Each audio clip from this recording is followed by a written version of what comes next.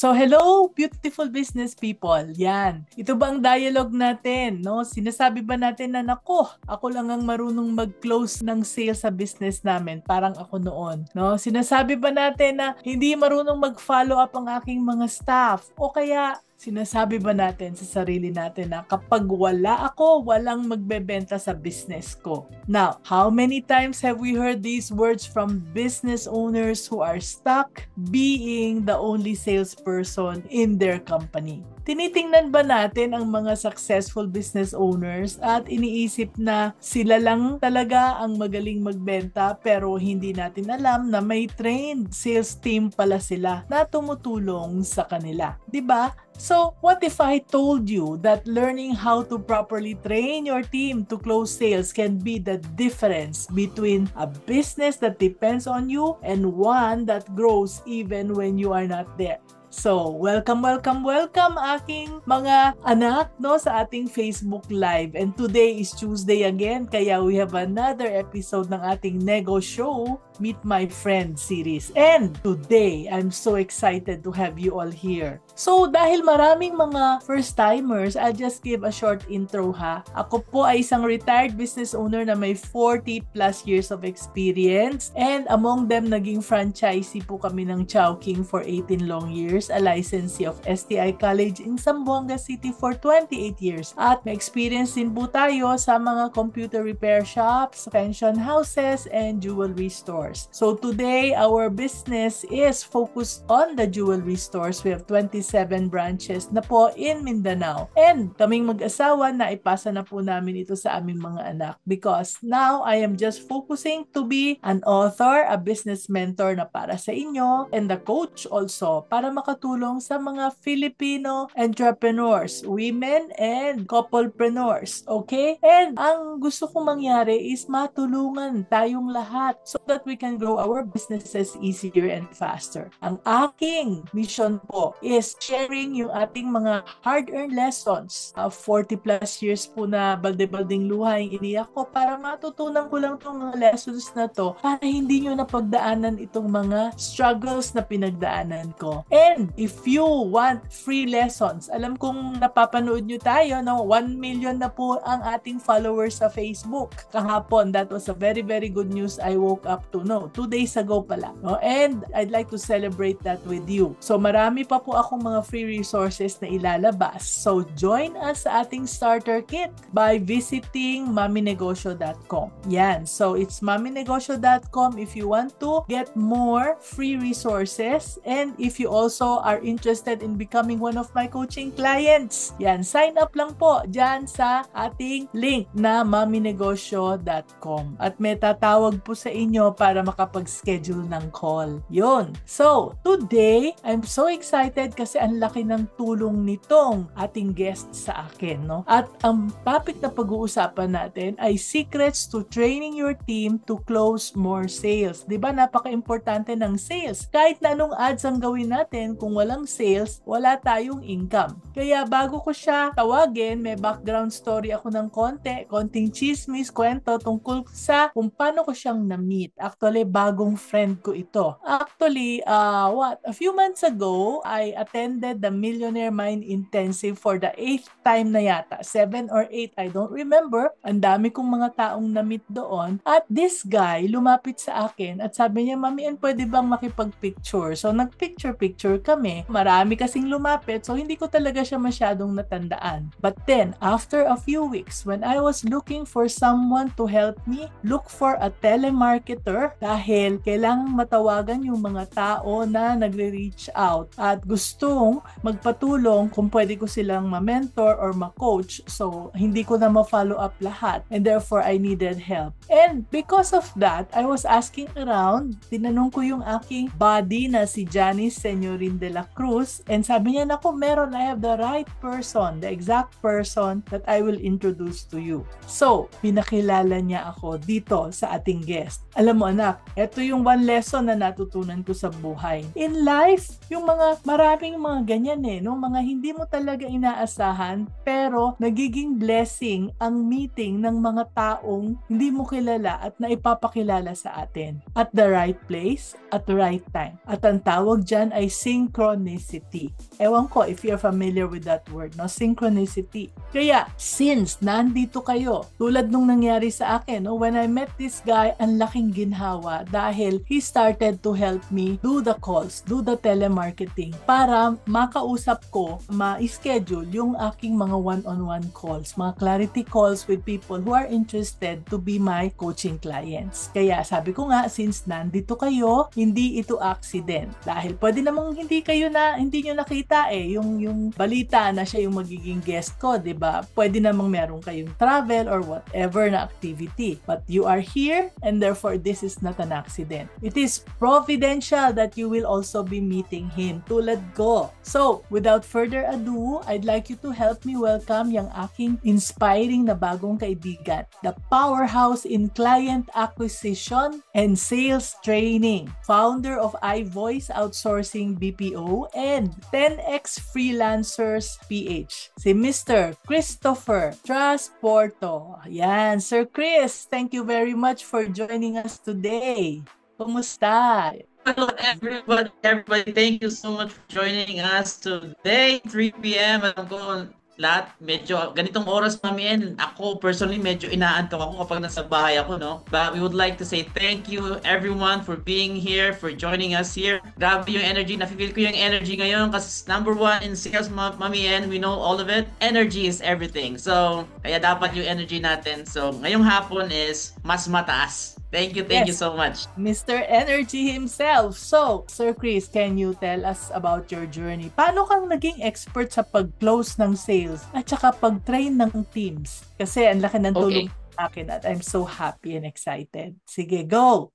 Okay, sige. Thank you, Mami Ann. So, siguro start tayo, Mami Ann, sa kung bakit ko ba yan nagustuhan yung sales. Kasi ako nga, I don't really, kahit ngayon hindi ko pa makapaniwala na I own a call center company na way back ng high school ako, hindi talaga ako marunong mag-English, Mami Ann. Like, even right now, yung mga grammar ko, mga pronunciation ko, minsan, bali-baliktad. You know? So, I don't know kung bakit humanto ako sa ganito, no? But anyway, when I was working as a McDonald's crew, meron kasing pumasok doon kasi cashier ako that time eh. So, siguro yung sales na ginagawa ko is to convince them to upsell ng Coke float kasi I was working sa may McDonald's. So, let's say di ba kapag bumibili ka, Mami, ng meal, kailangan i-upsell mo yung Coke or yung large fries, yung mga so feeling ko magaling na ako ng part na yun, no? And there was one time na nag-work ako as a cashier, graveyard shift, and meron pumasok mga call center agent. So medyo kasagsagan yun ng call center dito sa Philippines. Siguro way back 2009 or 2010. And then when I asked them kung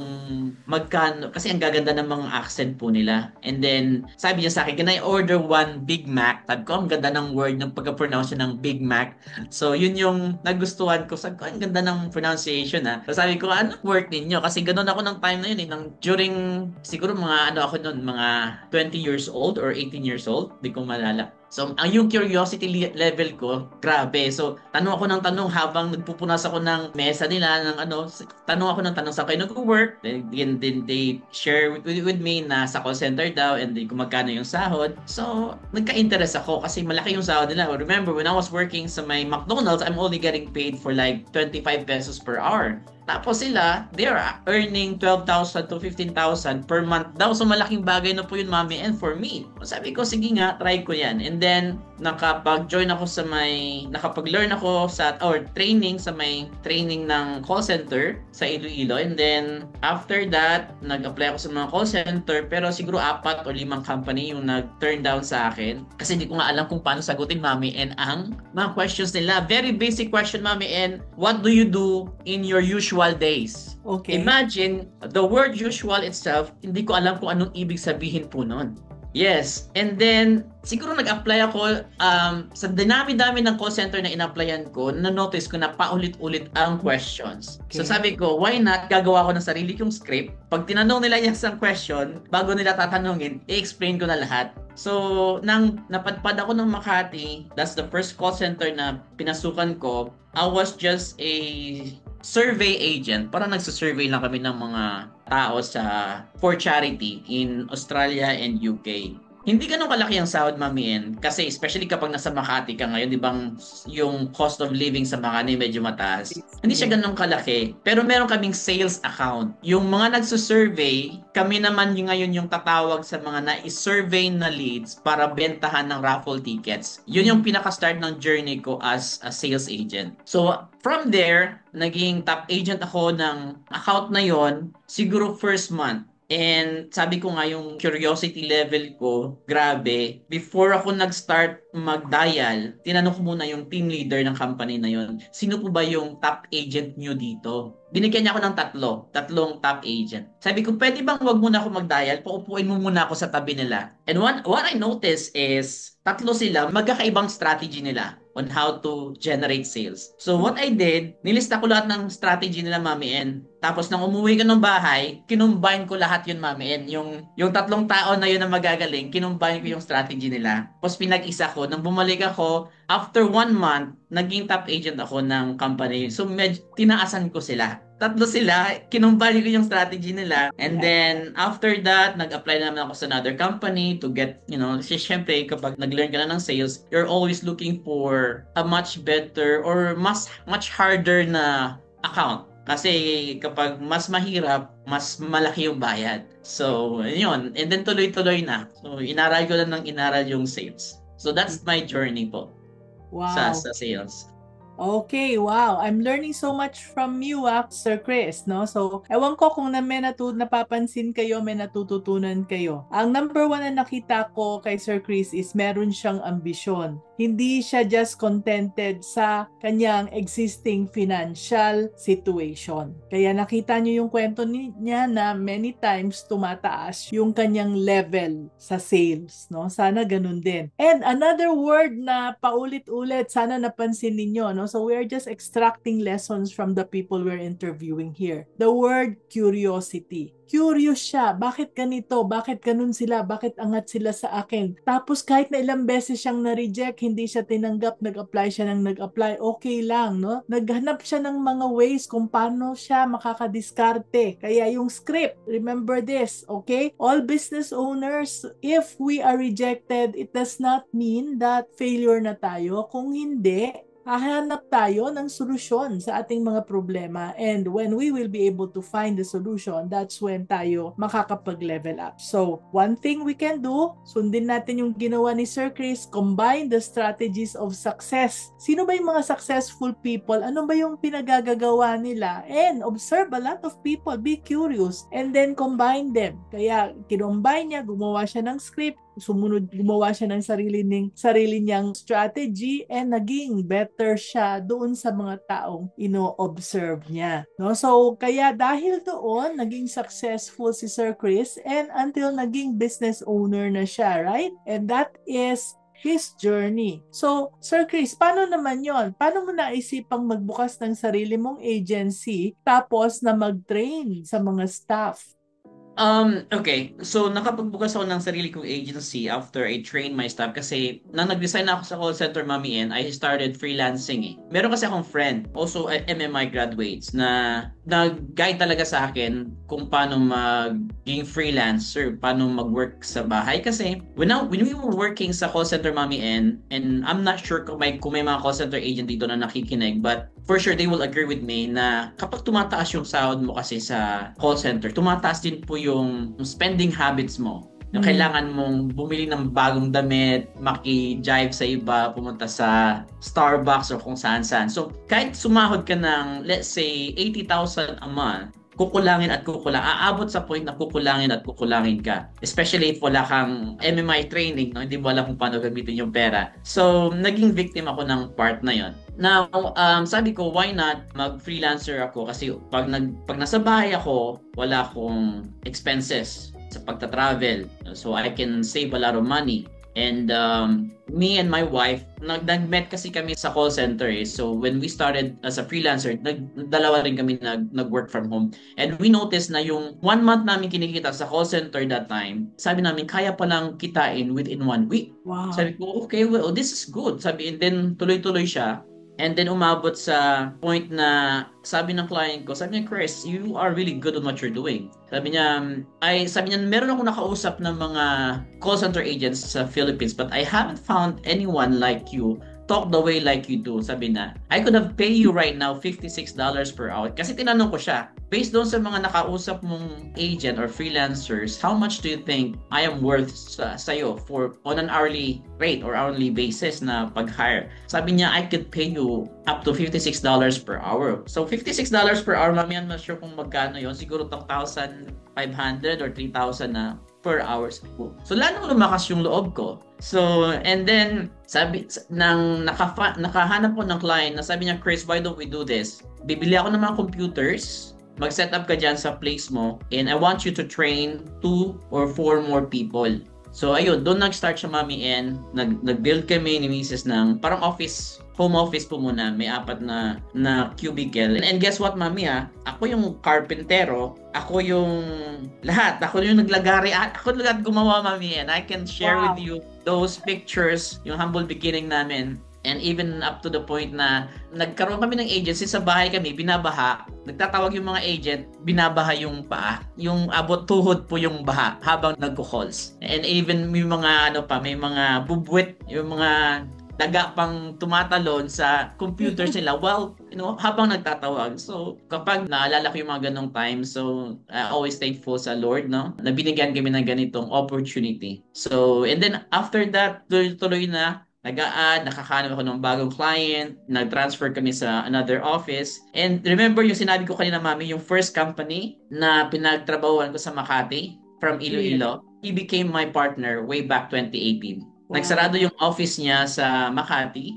and then hinanap niya ako. May nagsabi siguro na, yan, si Chris, dati mong agent, pero na siyang office ngayon. So we became partners. Tinulungan ko siyang maka-continuous ng operation niya habang nag-stop sa may Makati. And then right now, they are in Carmona and still continuous pa rin yung operation. So which is, parang naging way ako to help him na mag-continue yung business niya. So, and we're here right now. So we're just thankful, no, for all those things na nangyari.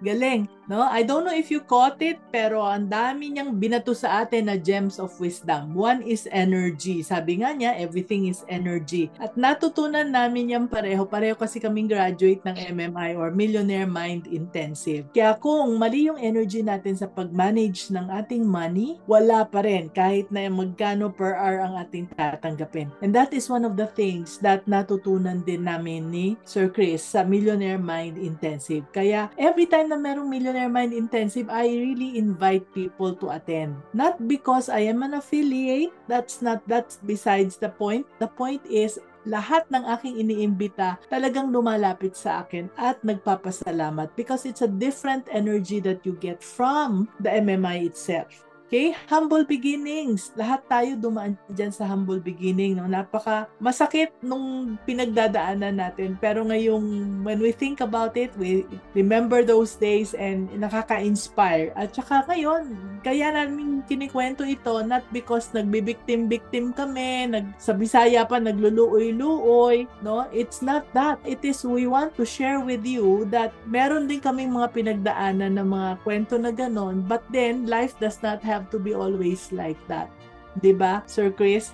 No? And from there, no, nakita niyo yung kwento, napakinggan natin yung kwento ni Sir Chris. From humble beginnings, now he is a business owner at napapansin ng ibang mga tao yung kanyang energy at nabibigyan siya ng opportunities. That's why abundance is not just money. Abundance is also partnerships like this, no? Like what Sir Chris and I have. Abundance are people coming to you with opportunities for synchronicities. Pinagtatagpo tayo ng mga taong makakatulong. No? At si Sir Chris, I'm sure ang dami niya nang natulungan na magturo sa mga business owners na turuan yung kanilang staff kung paano magbenta. So Sir Chris, ano yung biggest mistakes na napansin mo, no, sa mga tinulungan mo, mga business owners na tulad namin? Ano yung mga biggest mistakes na meron kaming mga business owners when we are trying to teach our staff how to sell?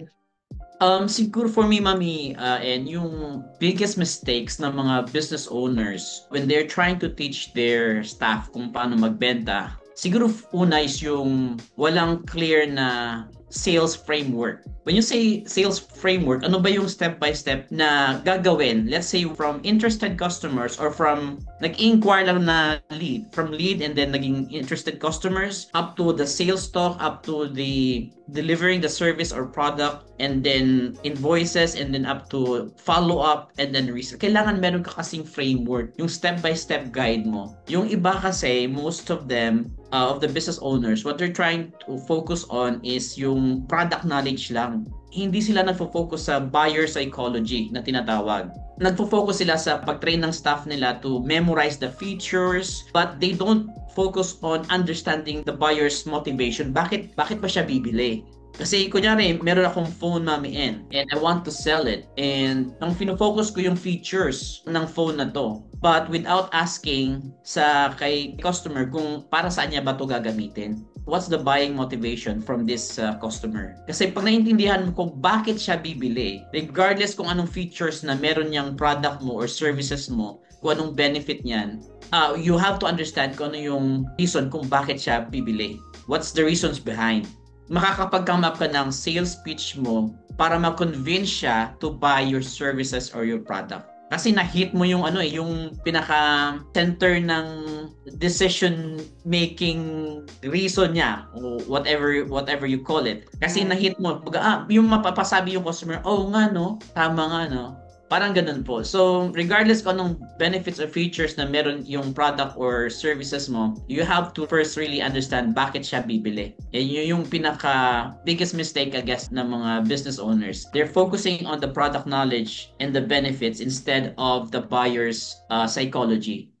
Yeah. So, yun Yeah, po. that's so common. I totally agree with you, Sir Chris, no? Kasi mga business owners mismo, yung aking mga coaching clients, kapag lumalapit sila sa akin at nagtatanong sila, Mami N, nagreklamo, Mami N, ang baba ng sales hindi na namin alam kung anong gagawin. So sabi ko, sige, paano bang nagbebenta? And tama ka, no? Wala silang clear na sales framework talaga. Dapat alam nila kung ano yung dapat gawin. From nung pagtanong pa, paano nilang makukuha yung mga magtatanong, tapos pag nagtanong na ano yung dapat gawin hanggang makabenta sila, dapat nakalatag yon at hanggang sa repeat sales, hindi lang features. Nakakatawa nga pag tinanong ko, ano yung binibenta mo? Sasabihin ng isa kong client, water pump, Mami N. O sige, ano yung water pump? Sasabihin nila kung gaano kalaki, yung ilang liters per minute, yung napapump, gaano kalaki, ilang horsepower, etc. etc. Hindi interesado tayo dyan sa mga detalye na yan kasi puro features lang yan. Mabuti kung lahat tayo ay engineer. Pero ang importante ay, sabi nga ni Regor, nakafocus tayo sa needs nila. Bakit sila bibili ng water pump? Dahil ang problema nila is wala silang tubig. Kaya kailangan nila nang bumili ng water pump. At ikukwento natin kung paano makakatulong yung water pump natin sa kanila para ma-solve yung kanilang pangangailangan na meron silang enough na water. So, yun yung lesson na na-share sa atin ni Sir Chris na yung buyer psychology. We need to understand why they buy. No, importante rin yung features. Pero, features plus ano yung mapapala nila. No? At napaka-common ng mistakes na yun. No? I'm sure maraming mga tumatango dyan. Okay. So, Just to add doon, Mami N, no? Sige, You can just say, example lang, para clear lang doon sa mga audience natin. Let's say you have a software company and you can automate the follow-up system and everything. Yan yung pinaka-benefit ng system mo. But you need to explain to your customer is it's not about the software that automatically follow-ups. It's about the time that you can save per week of you chasing the follow-up or doing the follow-up yourself. So you can say that it's the software automates and follow-up everything, but instead you can focus on telling them that you can save 10 hours of your time per week by having this system for your business. Yun. So yun yung pinaka-buying motive ni customer, saving 10 hours per week. Hindi yung software that automates everything. Ganun po yun. Okay. Oo, mas malalim, mas clear pa yon. Thank you for that, no, Sir Chris. Mas clear yung example mo na yan. Kasi usually yun ang sinasabi natin. Anong kayang gawin ng ating software, no? Anong kayang gawin ng ating water pump? Pero ano yung makukuha mo? Makukuha mo is from the water pump, yung clean water na hindi ka na maghihintay ng ano. It can save you so much time, di ka na mag-iigib. Mapupuyat sa gabi sa paghihintay sa tubig. Right? Okay, thank you so much. Now, given that, no? Ito muna. Pangatlong question ko, simple step-by-step system para i-train namin yung aming team members na hindi pa marunong mag-sales or wala pang experience sa sales. So, ano yung dapat naming gawin? Okay, so sa mga business owners na nagtitrain ng mga members nila or employees na wala pang experience do sales, first I think yung pinaka-suggestion ko dyan is there has to be a conviction for them about the product or services. So you have to teach the 3 P's na tinatawag natin, 3 P's, the product, the problem, and the proof. So the product kasi, sa product, kung meron akong product, Mami M, I have the services, I have to be convinced enough of my services that it's good for people. It changes lives of people. Just like you, Mami M, you have courses, you have books. So you have to be convinced na yung binibenta mo is yes, it's 100% or 1,000% that can change people's life. Kasi kung hindi ka convinced sa binibenta mo, then it will be hard for you to sell it or to convince people to buy it. So, kailangan merong conviction. There has to be conviction. Kailangan ikaw mismo convince ka na kailangan ng tao to, kailangan ng customer to. Okay? And yung second piece is yung problem. Like, you have to learn ano ba yung problema sa product or services mo, ano ba yung listahan ng mga problemang masusolusyonan mo. So you have to write down all of it. Your salespeople needs to learn all of it. Ano-anong klase mga problema yan. You have to write it down. Memorize it. Kasi magagamit mo yan sa sales pitch mo or during your presentation. And then number 3, yung proof. You have to show the proof that you have done it, it's working, and there's people that can be could be a reference or yung mga proof, yung mga testimonials mo that yes, it happens, you can make it, it's working sa buhay nila or kung anong product or services man yan, you need to have proof. So, yan yung first step siguro na I can suggest, understanding the 3 P's, the product, the problem, and then the proof. Yung second doon is yung nga sinabi ko kanina, the customer psychology. Yung you have to shift yung focus from selling to helping. If you want them to buy your services or product, you have to show them that you are not selling. You are helping. You are giving them a favor. So para makita, okay, tinutulungan niya ako. So okay, kukunin ko yan. Kasi pag ang tao kasi, they have this what we call reactionary defense response. Ayaw natin na nabebentahan tayo. But if somebody show us that they just want to help us, then that's where we lower down our guard and let them come in sa ating buying circle, gate natin. So, saka i-open na lang natin yon kapag nakikita natin, okay, ang purpose niya is to help me, not to sell me. Yun. So, yun po. And then, yung mga formulas, yung let's say, yung mga AIDA formula or AIDS, AIDS ba tawag doon sa formula nila. So, yung approach, the identifying needs, the demonstrate the value, eliminate the doubt. Kasi yung employees mo, may mga questions yan Ma'am, sir, paano po pag ganito? Paano po mang ganyan? So, doon pa lang sa kanila, you have to make sure na na-explain mo na sa kanila na mabuti, na demonstrate mo sa kanila na maayos. Na yung mga question nila sa mga product, kasi kapag baguhan yung mga sales or employees mo, ang daming tanong yan. Kapag si employees mo walang tanong, explain ka ng explain, walang tanong, trust me, hindi niya nagigets kung ano yung services or product mo. Okay. So, your good employees or sales agent needs to ask questions. Kailangan yung mga questions nila, you have to answer it. Yung mga doubts nila doon sa product or services mo, you have to handle it. So, yung mga hesitations. And yung pagsisecure ng close, kapag si client nagsabing, sige, okay, tawagan mo ako bukas. Sige, baka next week, baka bibili ako. Or baka makadecide ako. So, they have to learn it, kung paano i-secure yung mga ganong klaseng client. Also, yung objection handling. So, kailangan marunong silang mag-handle ng mga iba't ibang klaseng objection. Ang dami-daming objections. And then, if you don't know how to handle those, masasayang yung possibility na ma-close mo yung deal. At the same time, upselling. Kapag bumili na sila, you have to make sure that you have this upselling later on.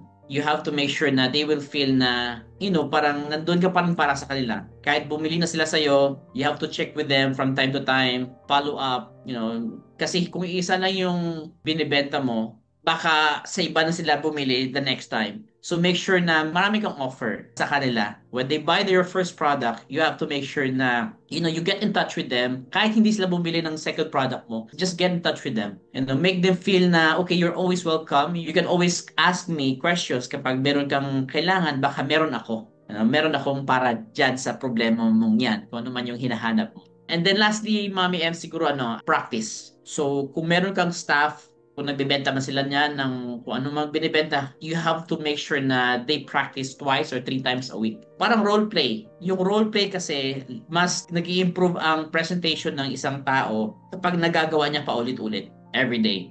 Hindi pwedeng doon na nila iti-testing kapag may customer na. No, you have to do it in your office, sa sa opisina ninyo or sa may warehouse niyo. You have to have them practice muna para at least lumalakas yung confidence level nila kapag nag-interact sila with their fellow sales agent. So, yun po Mami M. Medyo marami so I hope everyone na catch up nyo yung mga sinabi ko. So, yun po Mami M. Thank you po. Grabe kadami. But before I continue, I'd like to clarify, hindi ko na-catch kasi mahina akong mag-type, yung IDES, yung approach na identifying, approach, and then identifying, ano na nga yun? Needs. Identifying needs. Needs. And then the D is? Demonstrate the value. Demonstrate the value. Yeah, you have to show them. Don't just tell them na ganito yung product namin, ganito, ganyan. You have to show it to them. So you have to demonstrate the value. Right. The E is for? Eliminate the doubts. Okay, eliminate. So, kasi yung customer, may mga doubts yan eh. Paano pa ganito, paano pa ganito? So dapat doon pa lang sa sales agent mo, nade-demonstrate mo na sa kanila na kapag si customer nagtanong ng ganyan, yung doubts ni customer ganyan, you have to handle it. Yes. And the final is the S. Secure the close. Secure yan. Parang last part lang yun ng process, but para kunyari, may kontrata, kunyari Mami, may kontrata. Yun, nagbibenta ka ng solar panel. Tumawag ka, tapos sumukay siya ng, sige, pwede, sige, kausapin ko si Mrs. Bukas, tawagan mo ako ulit. Then you can just secure the close. Okay, sir, gusto mo ba taling ko na agad yung kontrata dyan bukas? Or you can just say, okay sir, punta ako dyan bukas para pag final na si ma'am mo, makakapagpirma na kayo ng kontrata. Dali ko na agad yung kontrata bukas yan. So you have to secure the close. Hindi pwedeng, sige sir, tawagan kita bukas, or antayin ko na lang yung tawag mo bukas, yung ikaw pa yung mag-aantay. You have to push for the sale. You have to always be closing. Push it. Always parang isipin mo na interested na siya and he's ready to take action. Kasi meron siyang buying signal eh. Once si customer meron ng buying signal, then go for the closing. Go for the closing na agad. Huwag ko na magbigay ng chance na mag-back out pa sila. Yun po. So nice. Now very clear.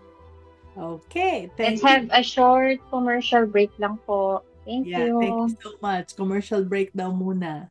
Paano kung ipapasa itong ginagawa ko? Kung ako lang ang nakakaintindi. Minsan, iniisip mo, baka ako lang talaga ang dapat gumawa. Kasi pag pinasa mo, may mali, kulang, balik sa'yo. Pero anong kapalit? Pagod, overwhelmed, at walang growth. The truth is, hindi mo problema ang team mo. Kulang ka lang sa malinaw at repeatable na training system. And that's exactly what I created this course for. Para sa mga negosyanteng gustong magpasa ng maayos, ng minsanan, ng hindi pa ulit-ulit.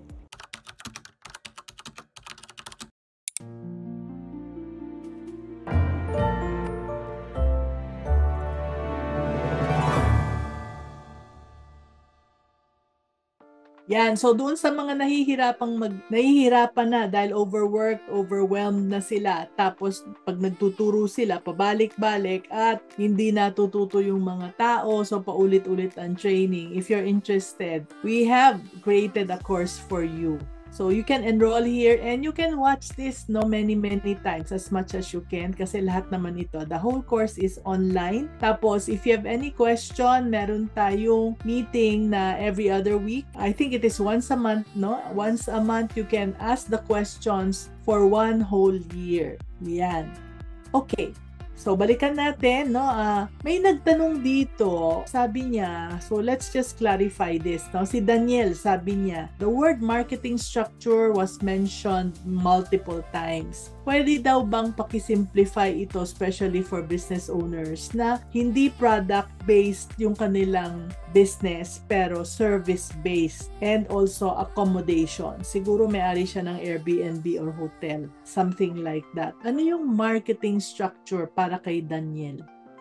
Siguro marketing strategy na kailangan niya for service-based. Una kasi referral, Mami, and is sa mga hospitality business, mga Airbnb. One thing na nakikita ko si Jen is ayaw mag-run ng ads for your marketing. Then, yung word of mouth, referrals, is isa yun sa mga makakatulong. So, I think what he needs to do is he needs to make sure na nako-collect niya yung information ng mga customers niya and put them on your lead system. Make them follow up kasi once a traveler, always a traveler. So kapag nag-travel yan ngayon, babalik at kulad sa amin kapag pupunta kami ng Pasay, I always make sure na yung isa kausap namin may Airbnb, yun lagi yung kausap namin, pabalik-balik. So, and then he also getting referrals from me. So I'm not sure if I answered the question correctly kasi di natin alam kung anong business niya eh.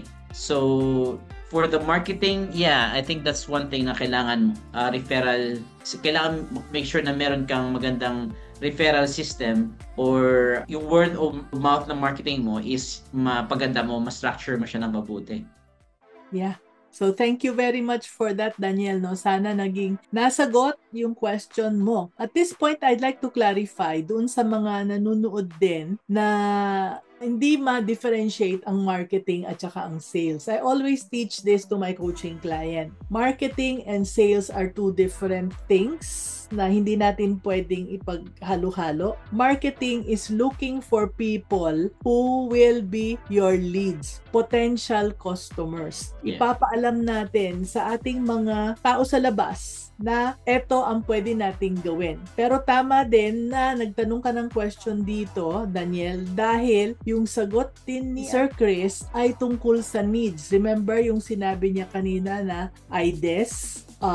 Yun din, no? Pero ang IDES, when you use it sa sales, ganito. Sa marketing side is you looking for people to come.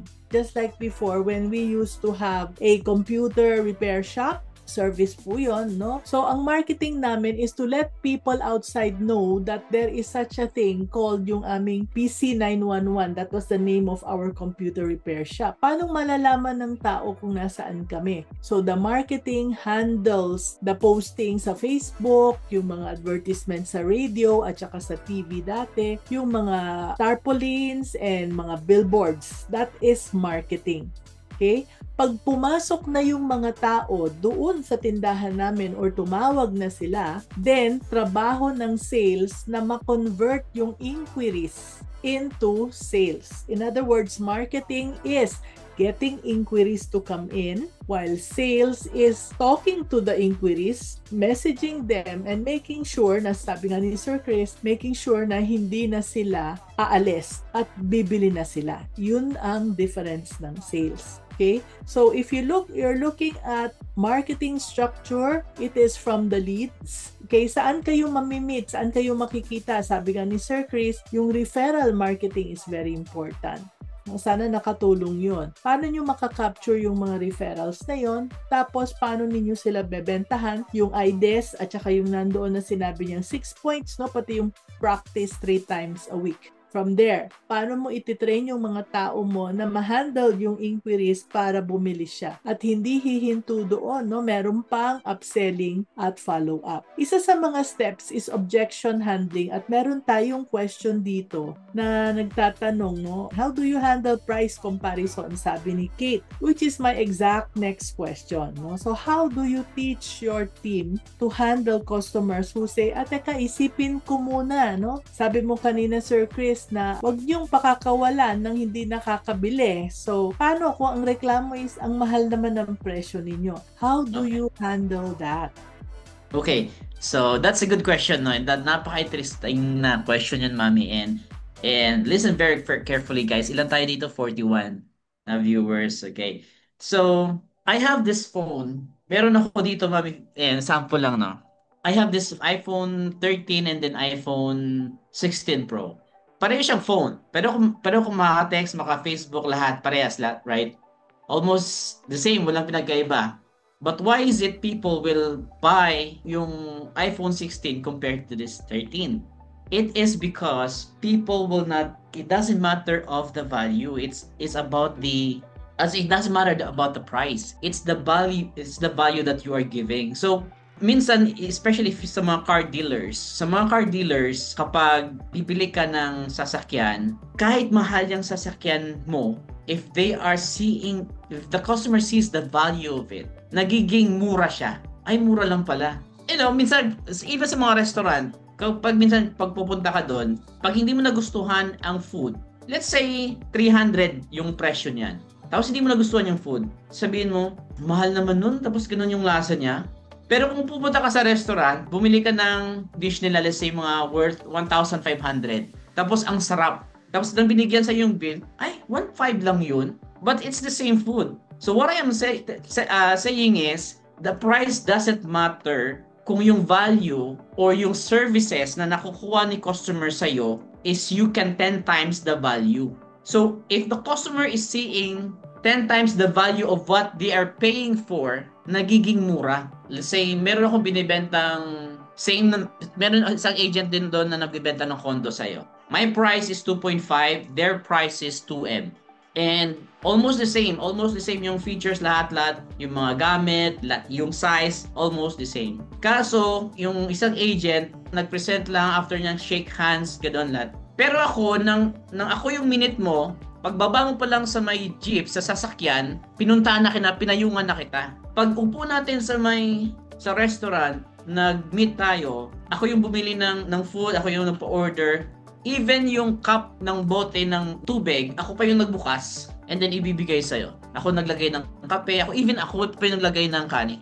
The chances of me closing that sale is much higher compared doon sa isang agent na yun because of the services I provide. Nakikita ni customer na, okay, ang galing naman ni Chris. Doon kasi sa isa kanina, parang gusto lang akong bentan, tapos parang umalis na, parang kapag si customer, they feel na welcome mo sila, they feel valued, the price doesn't make any difference at all.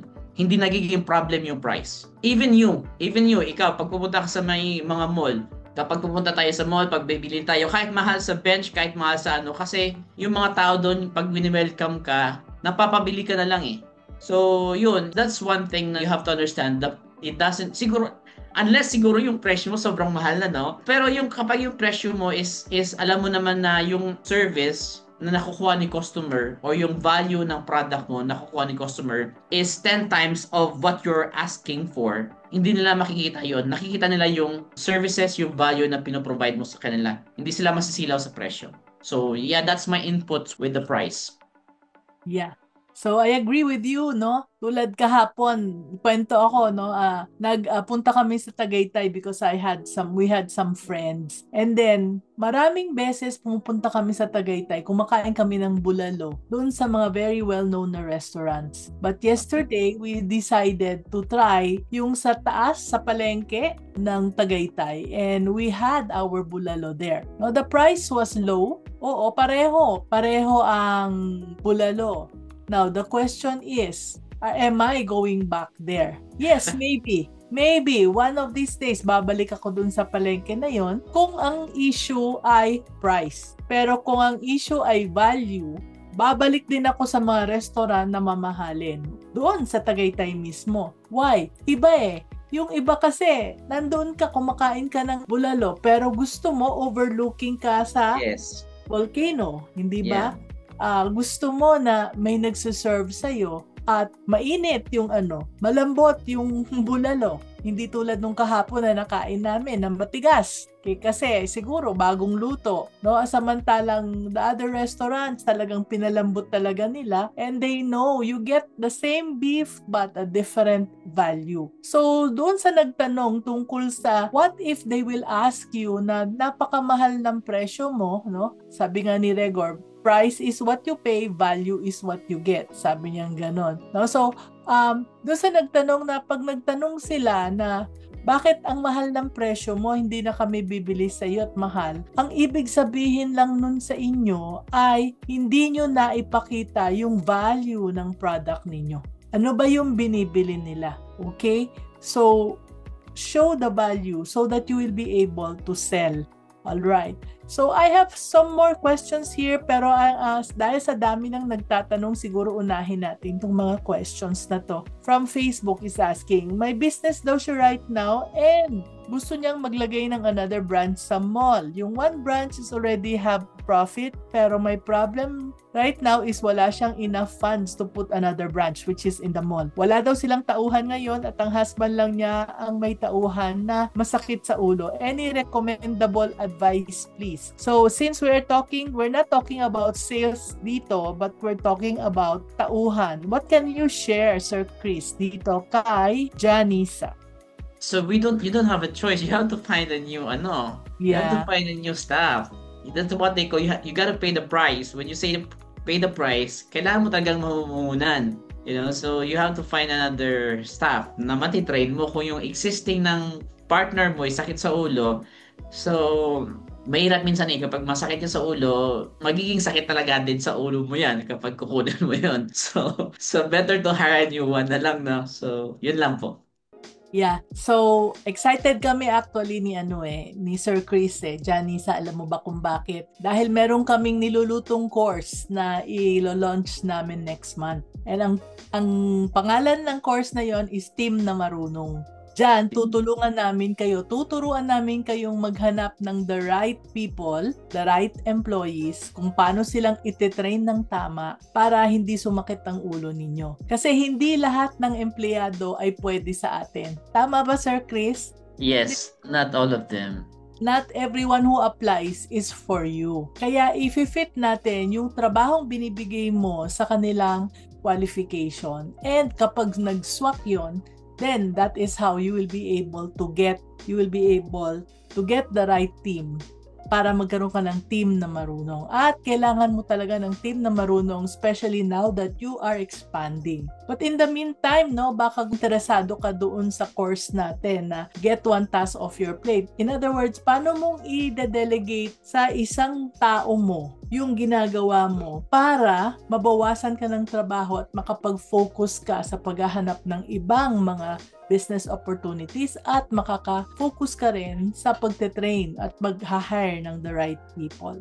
So, Janisa, if you are interested para malaman mo, para you are updated, then please sign up ka sa maminegosyo.com so that you'll be able to be included sa ating mailing list. Actually, yung mga nagsa-sign up at yung mga interesadong maging coaching client ko, tatawagan kayo ng team ni Sir Chris para makapag-schedule tayo ng clarity call with me.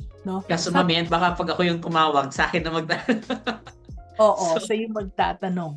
Yan. Baka naman si Sir Chris. Most of the time, Sir Chris talaga ang nagtatawag kasi talagang tinutulungan niya kami. Okay, so Semancia Marites, sabi niya, how can you solve the problem that your client's decision is based on the lower price and the competitor has the same quality of product but less in price? Oh, okay. Lagi ko nakukuha yan. Okay. Exciting to. Okay. So, yung competitor may other price and then ikaw, binibidan ni customer na, ni client pala na dun sa iba mababa. Right? So, mababa dun kesa sa persayo. So, sandali, Sir Chris, meron siyang follow-up po. How can you close the sales if the client says that the proposal is still with the top management? Yon. Okay, then you have to set them up. Okay, sure. Then you have to ask. You have to set them up. Siguro VA yan, Mami N. So you have to ask a time kung kailan makapag-meeting with you and yung top management na nagde-decide. And then you can just ask kung what if sila yung top management and then they say no, what's happen next? Kasi kung hindi siya decision maker, then go directly with the decision maker. Ask a time when you can speak with the decision maker. Kasi kapag nagpe-present ka, bibigay ka ng proposal sa hindi decision maker, it will be hard for you to close the sale. You have to get in touch with the decision maker talaga. Yeah. Always get in touch. Always make sure that the decision maker is there. Kasi kung minsan sasabihin nila, ay hindi ako sure kasi yung asawa ko, hindi ba? Decision maker yung husband or yung wife. Kaya pag ganyan, mamibitin ka, no? Kaya make sure that before you present, nandoon si decision maker. Yan. No? Minsan ginagawa ko dyan, Mami N, ganito. Kaya anong secret? Okay. Yung iba dito nasa course ko eh. So, okay, spill ko na, no? So, let's say, yung wife niya yung magde-decide, then you have to ask him. So, if your wife says no, what happened next? Pag sinabing, well, I cannot make any decision if my wife says. So, it means na yung wife yung pinaka-decision maker. So, yun yung tanong. Pero pag sinabing, what if your wife says no, and then you want to move forward? And sasabihin niya na, well, maybe she can still consider my decision. Okay, then means that he can make decision. Okay? So if your wife if your wife says no and you says yes, and still you want, maybe your wife will just follow your decision, then means that we can do this right now. Yes? So go straight with the point. Wag mong paligoy-ligoyin pa siya na ask them directly. Kung siya yung decision maker, good. If not, then go directly with the decision maker. Yeah, I love your question, no? What if X says no? What if your boss says no? No, what if your husband or your wife says no? Okay. Thank you for that, no? Dito. Si Renz Asino naman, sabi niya, Mami, isa po akong sales crew ng mall. Pwede po ba kaming tulungan para ma-improve yung sales namin? Ano po bang strategy? May competitor po kami with the same price. Okay, competitor with the same price. Okay. Alright, so this is what I am also doing, Mami, and I haven't done it. Naggawa ko siya one time, but hindi siya nag-continuous. Maybe wala pa masyadong maraming nagpo-promote, no? But I'm really looking forward to be a sales trainer ng mga companies na may mga sales agent eh. So, okay, so since mo siya nag-work, ito yung nangyari one time. Meron isang yung sa perfume, nanghaharang siya ng mga dumadaan. Okay. Sir, perfume po libre lang to. Testing lang sir, testing. And nang ginawa niya yon, nakikita ko na yung mga tao umiiwas. Kasi yun nga sinabi ko kanina, meron tayong tinatawag na reactionary defense response. Ang tayo ayaw bentahan. Kaya sila umiiwas ng free spray mo kasi alam nilang bebentahan mo sila. So I asked him, so sabi ko sila, say colleague ka dito. Ito gagawin mo. Pag yung tao papalapit na sa'yo, sabihin mo to una-una pa lang, Sir, kahit di ka bumili, i-testing mo lang to, mabango to.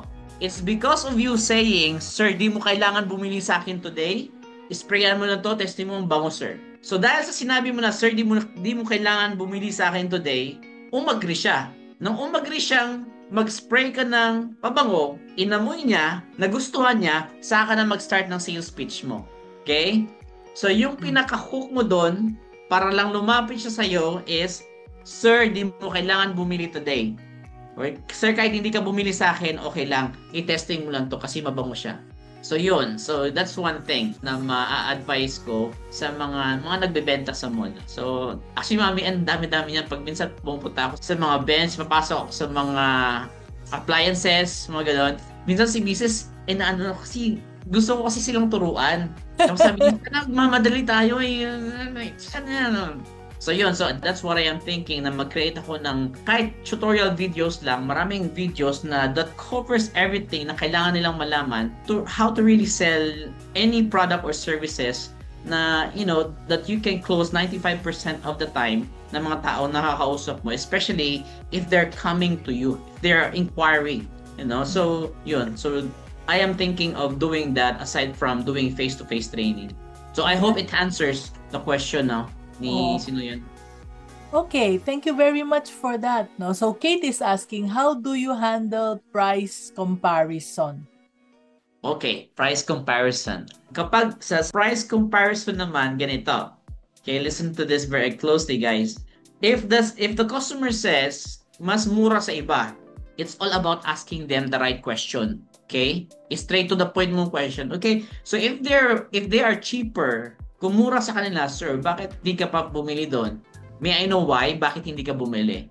And sasabihin nila na, okay, kasi wala silang ganito eh, wala silang ganyan. Okay. And ito yung question, ito yung magic question na tinatawag, okay, sa price comparison. Sir, kung pareho kaming presyo, kanino ka bibili? Pag sinabi ni customer na, well, sa'yo kami bibili. Then, tatanong mo siya ulit pabalik. Bakit, sir? Bakit sa amin? Kasi magaling yung presentation niyo eh. Okay. Ano pa, sir? Aside doon, ano pa? Kasi maganda kasi yung produkto niyo eh. Medyo smooth doon kasi sa kabila eh. Aside doon, sir, ano pa? Maganda kasi yung manager niyo. Okay. So, maganda manager namin. Smooth yung benta namin. Ano pa, sir? Malinis yung opisina niyo. Okay. Alright. Other than that, sir, wala na ba? Wala na. Yun lang naman so far. Okay. So which means, sir, nakikita mo kung bakit kami mas mahal kumpara sa kanila. Right? So yun. I hope it answers your question. Kasi the reason why na hindi sila bumalik doon kasi may hinahanap, bumili doon kasi meron silang hinahanap. At posible yung hinahanap nila na yun nandyan sa'yo. Ang question nga lang is yung price different. Gusto nila ng mababa, nakapresyo na doon, pero gusto nila ng service na galing sa'yo. So doon mo sila aatakihin. You have to ask, dapat sa kanila manggaling yung reason why, bakit ikaw yung pipiliin. So doon, sinabi niya na kung bakit ikaw yung may mas magandang offer compared doon sa kabila. And dahil sa mas maganda yung services mo, kaya ka mahal. So that's the reason why medyo mahal kami, sir, compared doon sa kanila. So yun. Yan. No, ang gandang technique yun kukunin mo sa kanila kung bakit hindi sila bumili sa kabila kasi may nakita sila sa inyo. So, just like yesterday again, no, sabi ko nandun kami sa Mahogany Market. If you've been to Tagaytay, you will see that it's from one end to another end na pare-pareho ang binibenta nila. Tapos, sabi pa ng mga tao, no, when we went, especially the first few stalls, sabi nila, ay, dito na kayo bumili, pare-pareho lang naman kami, pare-pareho lang yung price namin, dito na kayo bumili. So, hindi namin sila pinansin, naglakad kami hanggang dun sa dulo. Tapos, bumalik kami. Until we met our friends. Kaya kasi hindi nga kami umupo sa table dahil nga pare-pareho lang naman talaga. Yung mga kasama namin nasa baba pa dahil nag-CR. So, kaming mag-asawa, nag-ikot kami. Tapos at the end, when we met, dahil tapos na mag-CR yung mga kasama namin, tanong, saan tayo? Kasi litong-lito na kami, pare-parehong presyo, pare-parehong product. So sabi ko, doon tayo sa isang stall na maganda yung sales lady.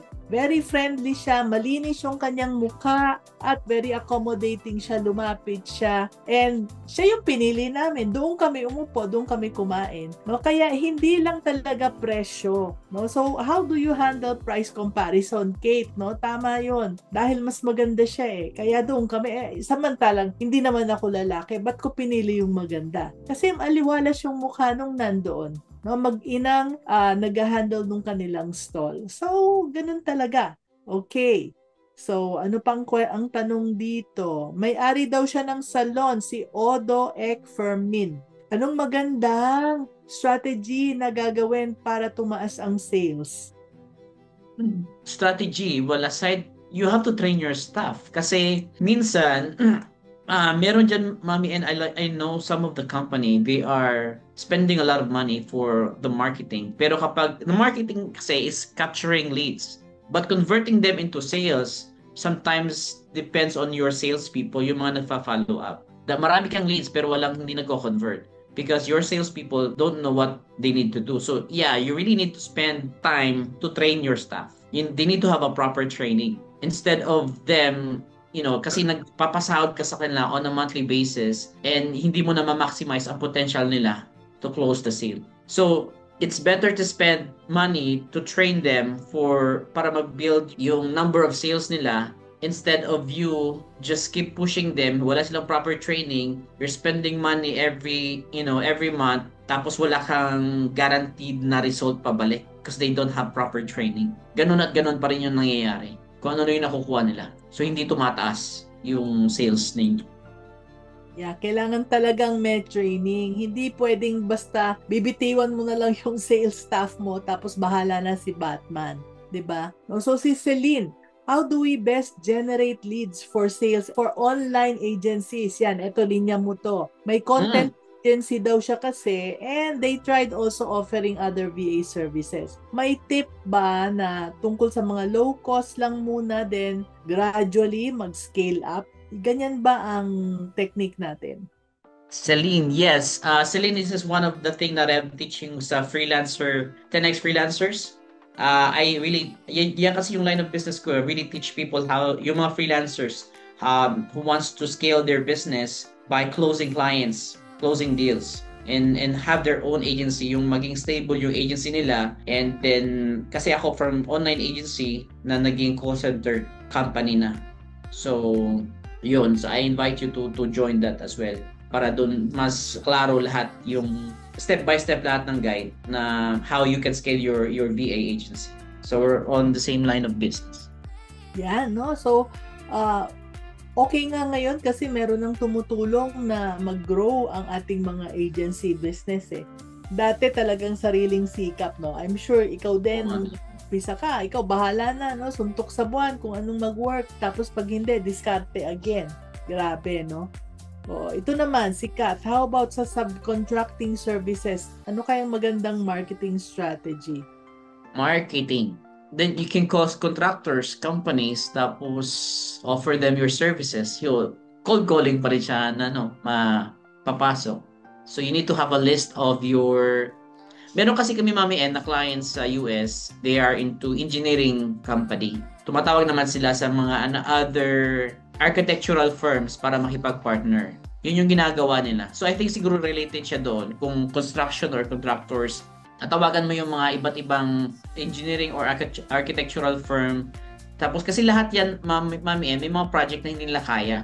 That's why ina-outsource nila, sinasubcontract nila. So the only way for you to get those contracts is syempre, follow up po sila. You have to call them. Okay? Maraming nagko-call doon sa kanila, pero syempre, pag mas makulit ka, mas visible ka sa kanila, mas maaalala ka nila. Yun. Yeah. No? So, tiyaga lang, no? Sipag at tiyaga talaga, no? Okay. Ito naman, si AJ Angoluan.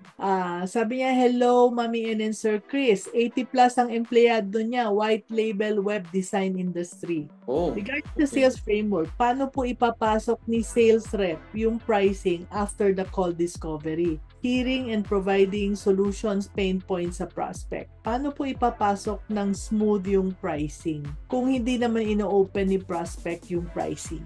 Okay, well, the thing is, mas maganda talaga yung pricing. You have to tell the pricing una pa lang.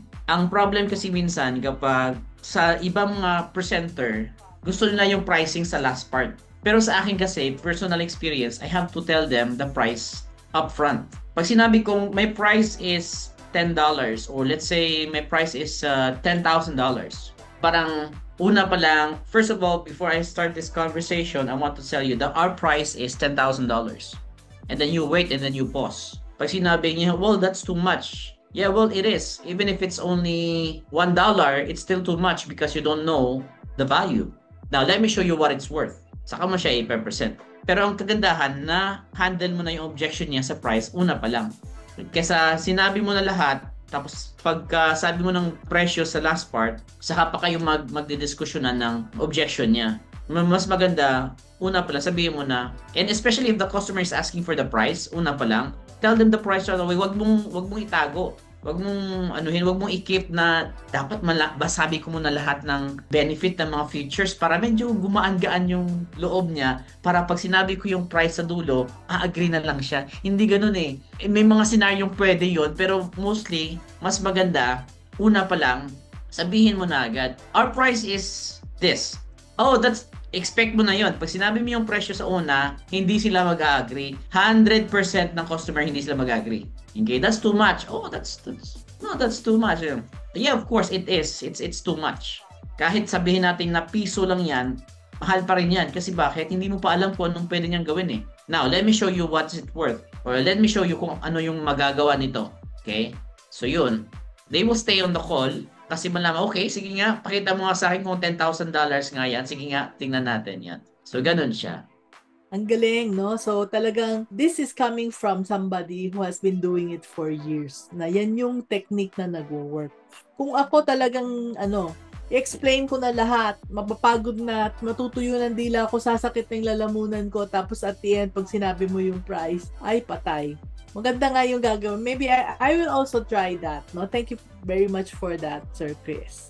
Okay, balikan natin si Mancha Marites. Sabi natin kanina na kailangan makausap natin yung tao na decision maker. Sabi niya, mahirap daw na makuha yung appointment with the C-level executives or the BOD kasi B2B industry daw sila. Yes, yes, Mami N, kasi I specialize in B2B cold calling. Kasi ito yung pinakamahirap, Mami N, sa call center industry or sa BA. Ang pagtatawag, especially mga law firms. Sobrang hirap makausap yung attorney or yung mga decision maker. Kasi sasalain ka ng mga gatekeeper. And the gatekeeper is really good in what they're doing. Okay. Pag hindi ka marunong kumarenyo sa gatekeeper, you cannot get the details of the attorney or the gatekeeper or the main person na kailangan ko kausapin. That's what I am teaching sa courses ko. How to handle gatekeepers, how to make sure. Kasi yung goal to make phone calls, kasi kapag nasa cold calling ka, is not to set appointment or to make a sale. Your goal in the first call is to get as many information as you can. And then once you have that information, kunyari, tatawagan ko si Mami N, no? Ang nakausap ko si Miss Ave. Hindi ako ipapasa ni Miss Ave kay Mami N. Or let's say considering hindi ko alam ang business ni Mami N or hindi ko kilala si Mami N. Company lang or ABC company lang yung tinatawagan. Tapos sinabi ni Ave na, no, they're not here, they're not available. Tapos sasabihin ko, okay, and well, maybe I can try to call back tomorrow. But who would that be? Sino ba yung you wouldn't be the person in charge of this, ganito, ganyan? Ikaw ba yung may, do you happen to be one of the manager of the business? No, I'm not. So sabihin ko agad, and who would that be? That would be Mami N. Okay. Susulat mo na agad, Mami N. Sulat mo na Mami N. So, Mami N na yung pangalan ng taong kailangan mong kausapin. Tapos sabihin mo, well, maybe, can I send them an email before I call back tomorrow na lang? Or let's say, can I call them back tomorrow? Will they be available? Which is 100% of the time they will say, yes, you can call back tomorrow. Okay, maybe I can send them an email first before I call back tomorrow. That way, they will know what the purpose of my call. Pag binigay sa iyo ang email, minsan ganun talaga sa businesses, they will provide you the email, Mami N, para hindi mo sila guluhin sa call. So, they will give you the email. Minsan, generic email pa.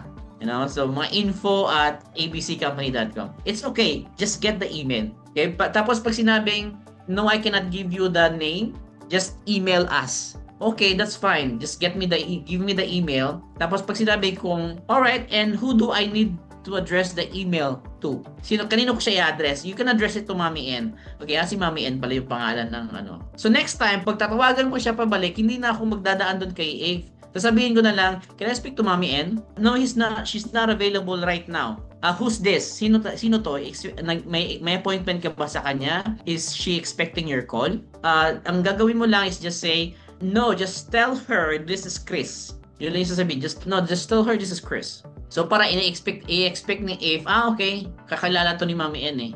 Sige, papasa ko. So may mga different strategy kung paano mo ma-get through yung gatekeepers. Marami ba yan? That's one thing. But maraming mga ways kung paano mo malagpasan yung gatekeeper. Kasi yun yung mga sakit sa sa gabal sa sa pag-calls yung mga gatekeepers, especially if they are really doing their job. So that's one thing, that's one way. Marami pa akong bala para doon. So wow, thank you for that. Yeah, very, very powerful. Yeah. Si Lucy naman, Sir Chris, sa water refilling station naman, ang dami na kasi sa amin. Tapos 25 price namin, 20 sa kanila. So yung mga customer namin lumipat sa kanila. Paano po ba sila mawi-win back? Okay, sa water refilling. Well, that's an interesting question. Well, we always wanted to have our own refilling station din, Mami, pero kung sa iba 20, sa inyo 25, sa atin dito sa Pilipinas, minsan mahirap makipaglaban kasi nga pababaan ng presyo. Especially kung same lang naman yung tubig ninyo. Pero baka alkaline yung sa inyo or try nyo tikman yung tubig ng kabila. Kung parehas lang yung tubig ninyo, kung parehas lang yung lasa, mahihirapan ka makipag-compete dyan sa price. Kailangan babaan mo din yung price. Pero kung feeling mo na mas maganda naman yung presyo or ang gagawin mo, tawagan mo yung mga customer mo, isa-isahin mo, bigyan mo sila ng add mo sa Facebook, friend mo sila kasi for sure sila pa rin yung magiging customer mo. Pwede ka mang pa-deliver, sabihin mo every end of the month na lang ako magko-kolekta. Yun na lang yung parang deliver lang kami tapos every month mamamolekta na lang kami. Or maybe you can just taste their water, baka magkaroon ng difference. Na para at least mailaban mo yung lasa ng tubig mo compared doon sa iba. Another thing is, ano pa pwede mong gawin? Yeah, visit them. Ma'am, notice ko lang, kasi previous customer kasi kayo namin, tapos doon kayo ngayon sa kabila. Meron po bang, may I know kung ano ba yung feedback nyo doon sa tubig namin? So far, okay ba? Ano ba yung lasa ng tubig namin? Bakit di na kayo nag-order? Yan. So, pwede nyo silang tawagan. Just get a feedback. Kasi pag sinabi nilang, well, ang lasa naman is same, almost the same lang naman, ang gusto lang talaga namin makatipid. Yun. So, kapag yun yung naging reason nila, you either need to lower down your price para tapatan nyo. Pero kung yung lasa ng ng tubig nyo mas maganda, may laban ka doon. Okay? You can push for the ma'am, okay ba compare mo ba yung lasa ng tubig namin doon sa lasa nila? Saan po ba yung mas maganda? So just do a little survey muna sa kanila para before mo sila i-win back. So, or what you can do is, ma'am, kung ibababa ko ba ng 20 pesos yung galon namin ng tubig, kukuha ka pa rin ba sa amin? Kapag sinabi nila lang, yes, okay, i-exclusive namin tong presyo na to sa'yo, 20, huwag ka lang maingay sa iba. Yun. So, pwede yun. So, yun na yung yun na yung ma-advise ko sa water refilling business. Kapag lumipat na sila sa iba. So, yeah, yeah. Pwede yun, Pero actually, kung it's just 20 pesos and 25, 5 pesos difference, maybe pwede rin tayong lumaban sa kapogihan ng nagde-deliver at kabaitan ng nagde-deliver, di ba? Yes. Kung 20 pesos sila, ako personally kung 20 pesos yung nagde-deliver tapos mabaho siya, tapos yung suot niya is faded na clothes, tapos mabaho siya, tapos nakasimangot, padabog, samantalang itong isa ay 25 pesos, 5 pesos more, pero very friendly. His name basis with my helper. Kumisan yung helper natin ang pumipili hindi naman tayo no? Tapos maayos yung buhok, nakaka-reflect kasi sa quality ng tubig. Kahit na pareho lang yung tubig, pero pag nakita mong malinis naman yung nagde-deliver at amable, no? Sometimes you would think na yung tubig niya mas masarap kahit na pareho lang. A lot of things, no? Wag tayong masyadong matakot sa price objections. Kasi kung minsan price lang, kala natin presyo ang pinagbabasihan. Kung minsan hindi. Kung minsan relationships din. Ito naman, si kay Mayna Lusanto, sa e-com business daw, ano ang ideal stuff na kailangan ng business owner, lalo na kapag may use ng AI? Kailangan mo ng marketing talaga. Magagaling ng marketing. E-commerce yung business mo. Unless face-to-face yung bibentahan mo, then I can help. Pero kapag AI, yung let's say, okay, so talking about AI, remember, people buy from emotions, through emotions. And robots doesn't have emotions. Kahit tayo, we don't want it to make negotiations with robot We wanted to make negotiations with the real person. So yan yung advantage mo. So, not because they're using AI, they can make a lot of sale. Maybe sa automations and marketing, yes. Pero when it comes to like emotions ng tao to buy, may advantage ka compare sa AI. Yun yung masasuggest ko. But yeah, you really need to have a good marketing strategy para dumami yung leads mo. And then pag dumami yung leads mo, then use your salespeople to close the deal. Yeah. So, very, very true. Now, si Mansha Marites pa rin, sabi niya, Philippines is a price-driven market. Alam mo, Mansha, kung yan yung paniniwala mo, totoo yan. No? Talagang hindi ka makakabenta kung mas mahal ka. Dahil yan ang paniniwala mo. Pero isipin mo lang, bakit maraming mga negosyo na mataas ang presyo nila at buhay sila? Okay? At marami ring mga negosyo na mas mababa ang presyo pero patay sila. So, whatever you believe in, that's my belief. Whatever you believe in, that's gonna be true. Tulad nung some of my mga friends, no? Sabi nila, because our business is a jewelry business. Sabi niya, ang dami mong hinahay na employee, hindi ka ba ninanakawan? Alam nyo, yung mga totoong nagtatanong, yung mga nagtatanong noon na hindi ka ba ninanakawan, baka nakawan ka, Totoo, ang na-hire nila puro mga magnanakaw at parati silang nananakawan. Pero hindi ako naniniwala na ang Pilipino ay lahat magnanakaw. Kaya sa awa ng Diyos, yung mga na-hire naming mga tao sa tindahan kahit na sa aming business, sa totoo lang, we are blessed because we are able to attract people who are honest like us. Pareho yung aming mga values. Of course, hindi perfect. Hindi naman sa 100% na walang kalokohan. Meron din. Pero konti lang sila. Konting-konti compared to the friends that I have na ang nasa isip nila ay ang mga tao ay magnanakaw or ang mga tao ay papetiks-petiks. Ay totoong mga papetiks-petiks nga yung mga na-hire nila. What you believe to be true is always true. Okay. Dito tayo, Sir Chris. Kay Syra Torres. Hello, Mami N and Sir Chris. I'm a business owner managing a barber shop and nail spa, 2-in-1 shop. And we also operate as a franchisor. I'd like to ask, what would be the best strategy to increase our daily sales and attract more franchisees? Okay. Kasi Mami, plano ko rin talaga magkaroon ng barbershop. We're planning to have a barbershop ng mga friend ko sa basketball. Kasi nasa basketball community din kami. So, one thing na naisip ko is sa barbershop, ano ba yung ayaw ng tao minsan sa barbershop? Ako, personally, ayoko mag-antay. Gusto ko pagdating doon, gupitan ako agad. So, you can do a marketing with your barbershop na hindi nila kailangan pumila. So, meron kang specific na for VIP na seat na for appointment lang yon. And then, you have other barbers na for walk-in na mga customers. And also, this is a suggestion, no? Lahat na nagpapagupit, gusto talaga natin minsan merong libreng massage.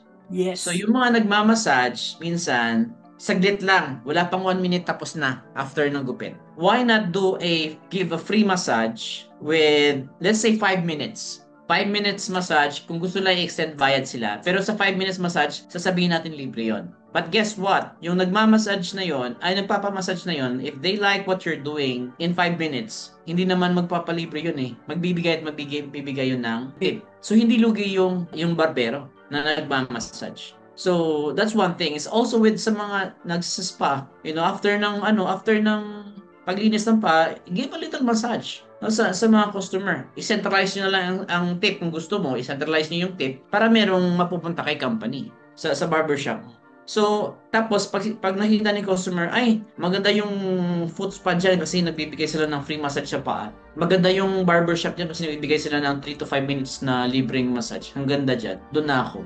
So, yan yung one thing na makakapag-increase, I guess, ng sales ninyo sa barbershop. And I hope it helps, no? Nasa isip ko lang yun, I don't see anybody doing that right now. Pero naisip ko yun. Kasi when we were planning to have a barbershop, nakikita ko yung mga posibleng scenario, ano ba yung mga problema ng mga nag-aantay ng mga customer. So yun yung naisip ko. So I hope it helps.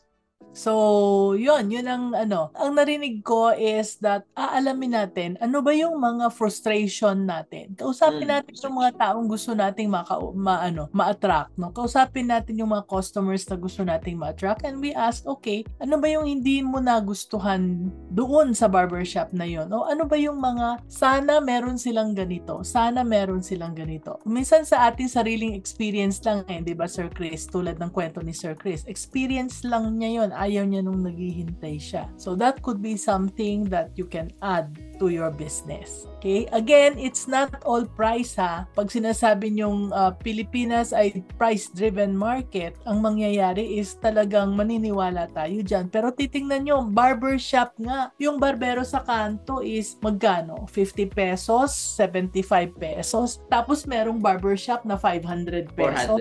400, 500. Bakit sila nabubuhay? Tapos pag binigyan ng tip, 100. More than itong barbero na isa. Ibig ba sabihin, mas magaling yung barbero na 500 doon sa 50 pesos? Hindi totoo yan ha. Marami kaming kilala na barbero na 50 pesos pero maganda ang gupit. Pero hindi lang gupit. Diba? There are many other factors. Gusto natin na naka-aircon, gusto natin na malinis, gusto natin na malinis din yung barbero, at yun, maraming other things. So, find out lang. No, find out. Yan yung one thing, Mami. Suggest ko lang sa kanya, since nasa barbershop na business siya, you have to make sure na yung barbero mo, kasi ako nang nagpagupit ako dati, minasage naman ako, Mami, and yes, it's good. It feels good. However, amoy sigarilyo yung kamay. Oh no. So, yes. So, alam mo yun, kahit gaano kaganda yung gupit, kung gano'n yung nagiging ano, hindi talaga ako babalik. So, yun Oo. yung nangyayari. And I have this one barber na name niya si Junel. Tinatawagan ko yan lagi. Ay, nandiyan ka na ba sa may salon? Sabi, yes sir, nandito na ako. So, hindi na yan mag-accept ng booking pag papunta na ako. And then, pag nandun na ako, ang barber, ang single is 250. Pero ang tip ko is 200, 300. So, same lang doon sa presyo ng binayad ng ano. So, parang I'm paying like 450 to 500 sa isang gupit. So, Worth gano'n. it, no? 'Di ba? Kahit na hindi siya kumuha ng client kasi alam naman niya kung magkano ka magbigay ng tip, 'di ba? So, 'yon. So, okay. Ito, this is our last question na. Ano, what happens if they say na doon sa kabila, does that conclude na they are not our market even if our value has been shown na? 'Yon. Ako dito, Sir Chris, kung bumibili sila sa kabila, bakit pa sila pumupunta sa iyo? 'Di ba? Tulad ng sinabi mo kanina, no? Bakit hindi sila bumili doon at sa iyo bumili? There must be a reason. Yeah, and you have to find out the reason. Ganun lagi guys, when you are talking to the customer, kapag nagde-demand sila, always make comparison. You have to make comparison to them. Bakit di kayo bumili doon? Oo. Yeah. Pero hindi syempre yung ganun yung tanong, di ba? Ganun yung tono. Hindi pwede, ba't di kayo bumili doon? So parang ang tating nun, pinupush mo sila doon, right? So just ask them, sir, may I ask, sir, so since nandun na kayo sa kabila, may I know the reason why, sir, kung bakit hindi pa po kayo bumili doon? If you like their price, maganda yung presyo nila. Let me guess, sir, meron kayong hinahanap sa kanila, sir, na wala sa kanila, no? Na posibleng mabibigay namin. Tama po ba? Yun. Yes, okay. Ano-anong mga yun, sir? So you have to find out those reason. Find out the reason kung bakit di sila bumili and bakit ikaw yung napili nilang second choice nila. Yes, and most of the time, no, yung gagamitin natin sa marketing, gagamitin natin sa sales script natin ay galing sa customers. Hindi natin imbento lang. No, galing talaga sa customers. Kaya the more market research or the more questions you ask sa inyong mga sales calls, the better you will be guided on how you can sell. Okay, so Sir Chris, ang dami naming insights and learning today ha. Thank you so much for sharing your expertise with us today. And bago kami magbabay, bago tayo mag-end, do you have any final words of wisdom for our viewers? Okay, so final word of wisdom, I guess, guys, sales is where really the money is. You need to learn how to sell, right? And what I'm trying to say is, when you say sell, it's not about just selling, it's about understanding your buyers. Kailangan malaman mo kung yung mga different strategy kung paano ka talaga makapagbenta, either face-to-face, online, or over the phone. You have to learn all of it. Kasi kung walang sales people run the world, sabi nga nila. Without sales, even if you're watching television, may ads, lahat yun, pupunta ka sa restaurant, lahat ng nagpapaikot ng pera sa buong mundo is yung sales people. Because of them, because of selling, nabubuhay tayo, merong conversion nangyayari, may mga exchange ng food and services araw-araw. So, I think that's my only message. And put God first at all times. Hindi ka ibibiguin ng Lord. Kahit anong problema mapagdaanan mo. Me personally, ang dami naming napapagdaanan for the past few months, but we're still here. We're just, yung video nga mami sa may Facebook na nagtanong, if I give you 10,000 or 10 million today, will you accept it? Tapos sinabi, yes, okay. Well, the only catch is you don't wake up tomorrow. Tapos sabi niya, that's the catch. Okay, well, will you still accept the 10 million? Sabi niya, no. Okay, so which means waking up every day is worth $10 million, right? Yes. So you just need to celebrate, be thankful for what you have. Train yourself, lahat ng yan, matitrain. Again, hindi ako marunong mag-English dati, but hindi ko talaga naisip kung bakit ako naging call center owner. Sa ngayon, nagmamanage ng business and even going to be a mentor and a coach for everyone na gustong mag-join sa community ko. So, I'm still blessed and I'm still thankful sa kay Lord. And if you wanted to join my 10X freelancers community, you can do a one-on-one call with me. You can go to my website, christrosporto.com, nandun lahat ng details. yung na-share ko ngayon guys is only let's say 1% of the sales strategy. So there's a lot more na and trust me, you'll be unbeatable when it comes to structure your sales team, structure your business to generate more sales.